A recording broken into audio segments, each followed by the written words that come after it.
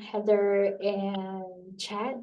This is Lee, and I'm from the Philippines. I was supposed to be a part of the interviews last night morning for you, but I wasn't able to make it. I'm so sorry. I really apologize. I sent a message to Earl and to um Miss Avery, but I didn't receive a reply. So I just don't want to give up without a fight. So I hope you watch this and you consider my interview. I'm very open for rescheduling. But anyway, before I start, I just want to um, give you an idea. I read the notes from Ready AI and I saw the questions. I have an idea for of what you are going to ask. I list down the notes. So I'm going to show you my screen just to show you that I don't have any pre-made answers or that I'm going to read it. I'll just answer this just like how I will answer the questions when uh, but the questions like face to face or not face to face, like real time. Okay, so I'll just stop sharing and then try to concentrate on answering the questions. All right, so first Earl asked the two applicants about or to introduce themselves under 2 minutes. So that's what I'm going to do first. So I'm Lee. I'm from Quezon City, Philippines, and I've been an administrative assistant for almost 5 years now. So what I do every day for the past for going 5 years now is that I'm a frontline admin assistant. So my desk is like at the front desk, and then so that makes me answer calls, communicate with people in person and via chat, emails, phone calls, video calls, all kinds and all sorts of communication. And that's me. That's my life. I handle not only one shared inbox, but a lot, two or three, three actually. And all of those are very essential because that's where we get inquiries and communicate with trainees that we get every week, as well as their leaders and their parents. So I manage those inboxes and calendars. I also schedule tours with different groups from around us, and so that they could tour our facilities in our training center. I also take notes and make presentations and research, and we keep a data of like how many trainees we have now. I think you might be wondering why or how this will be relevant to the salon industry. Well, first of all, I'm in my basic skill is customer service, and just a fun note that I've mentioned from my previous video that I recorded that I sent to you guys is that I took up nail salon training because I love taking care of myself, my nails, and especially my nails. Oh my goodness, I feel so refreshed whenever I um take care of myself. I clean my nails. So yeah, helping that feeling gives me an accomplishment. So when I help people and like the salon industry does, it gives a sense of fulfillment. So those skills are transferable to the industry, and it's one of my thing as well for me. So I think salon industry and I will jive together. Okay. Aside from that, I also do formulas because we have lots of data. We have lots of data. Um, I create formulas and templates, even emails. I create templates, especially when we transition from on-site to pandemic, and then pandemic hybrid face the work from home, and then hybrid, and then to on-site again.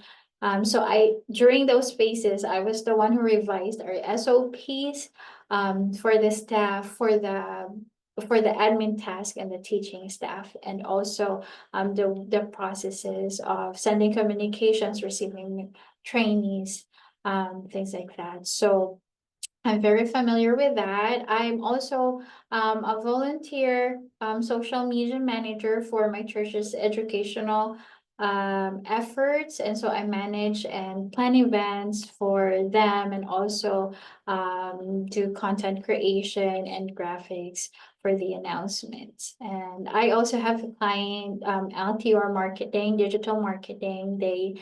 Um, they have clients that do SEOs, web designs, and or that we do SEO, web designs, and graphic designs for those clients. So I'm kind of all around. Just put me where you need me, and I can do it. I'm proficient with Trello, Notion, ClickUp, Google Space, Workspace. I mean Microsoft Office, and Go High Level, which is a blessing for everyone. It's all there. So I wish I could use that in catering to um, our future clients' needs. All right, so one of the questions was, I think it was chat. Oh, I've mentioned that about my relevant experience as a virtual assistant there. I think I included that in my introduction. Um, and also, I think one of you said, so and you have learned softwares. Okay, so yeah, I use a lot of softwares both for um being an administrative assistant and a social media manager slash graphic designer.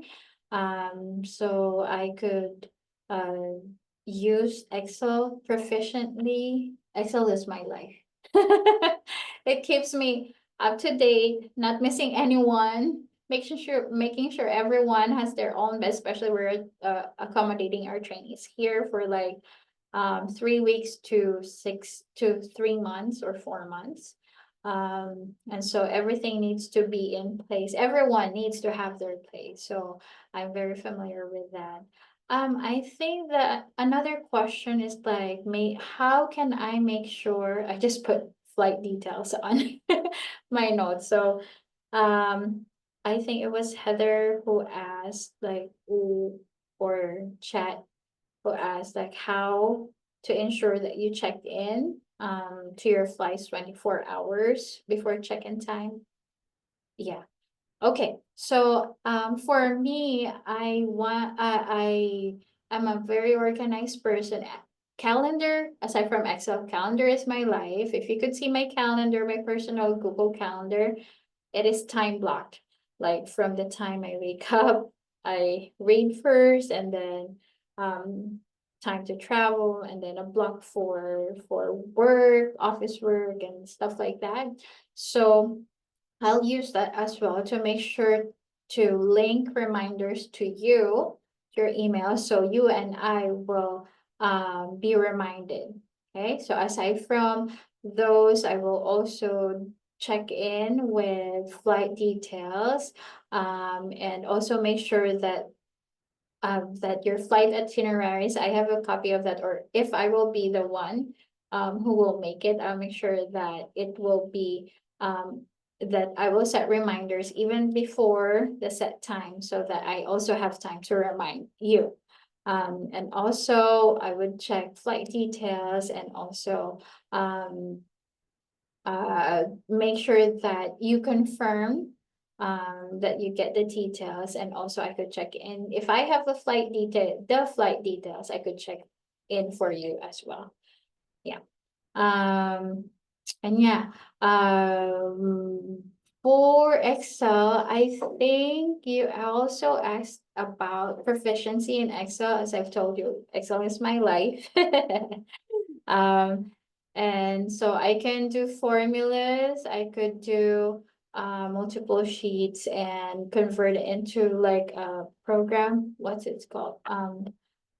Uh, Let me look it up. But anyway, yeah, I've like here as an admin assistant, I created a system where we could compute the daily time records of the teachers, as well as show up their numbers, their government numbers, so that they could have access to it. They We have like staff who are very new to working, and so we help them as well, so that they are aware of what their numbers are. Also, I'm creating now a program using Excel, where they can view their remaining uh leaves. So yeah, those types of things I'm capable of using that Excel for that. Um, and by the way, I have undergone training with bookkeepings, and I did 1 year of accountancy in college. So I think I could do invoicing with Excel. Yeah. All right. So I'm not sure who asked this, but one of you asked, just one question from me. How do you usually ensure that you do not commit errors when working with data, and what do you do when you already commit those errors? Oh, errors are inevitable. I'm not an exalted being. So errors will really be there, but I make sure that if I do, it will be really, really minimal to none. Um, what helped me is proofreading on my part 2 to 3 times, and then after that, making sure that I work with someone like a proofreader partner to see that um, everything is okay, is in place. If ever there are errors, first I forgive myself and learn from it, and then apologize and make sure that it won't happen again. What I do actually is, like, if I work with someone new, or if I commit errors with something that I'm not familiar with, I take down notes and make sure that I have a process next time, or that I have a process before I do it next time, so that I won't commit the errors again. So yeah, I evaluate, and then uh I I redo and make sure that it's error proof. But if the damage is done already, of course I will apologize and ask what else I could do from the person that was affected, and just learn through it. Okay. All right. So second to the last question, what project or who were you working with last, and what is it that leads you to be looking to work with Sparks now? Oh, okay. So with the admin first, I want to transition to work from home because I have a kid. I don't know if I'm 37. So I don't know if I will have another kid. Um, so I really want to be there for him while he's growing up. He grows up so fast. So I don't want to miss any milestones. That's the first one. So I want to transition from work from home. That's why I was looking for a work from home job. And then when I saw Spark Pro Global post posting about executive assistant, I became excited because the description is who I am. I mean, I could execute the tasks because I am familiar with it, and I know that I could contribute something to future clients. Yeah. So being now I have a client, I'm a graphic designer and a social media manager. But I want to focus on a specific niche very soon, and I want to be a niche of what I am a master of. So so that I'll be able to learn and contribute to the clients and to Sparks. And last one is, what is it about Spark that makes you want to work with us? I think it was Heather who asked this and mentioned that you are a startup company.